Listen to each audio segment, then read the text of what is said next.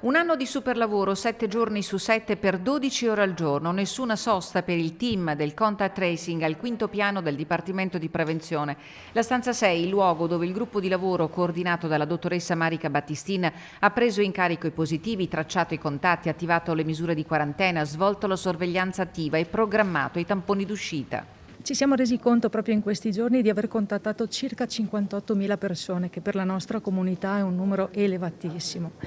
Siamo tanto orgogliosi del lavoro fatto, ma ce n'è ancora tanto da fare. Un team di 18 persone preparato anche ad aiutare e sostenere i soggetti raggiunti dalla telefonata chiave, quella che li individua come contatti stretti di persone positive al Covid-19. La nostra telefonata è paragonabile a un vero e proprio tsunami nella vita delle persone. Noi entriamo, cerchiamo di entrare con gentilezza in punta di piedi. I miei collaboratori sono bravissimi tutti quanti. È chiaro che andiamo a sconvolgere quella che è la realtà quotidiana delle persone. Impegni, lavoro, tutto cambia con una telefonata che crea ansia e preoccupazione per la propria salute e per quella dei propri cari, ma il contact tracing si è rivelata attività fondamentale per contenere il dilagare del virus.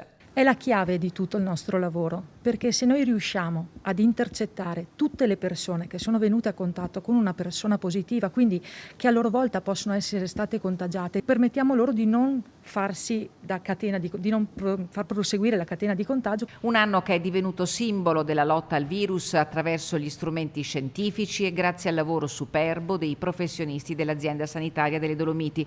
Il vaccino, la svolta in tandem con i comportamenti consapevoli del singolo.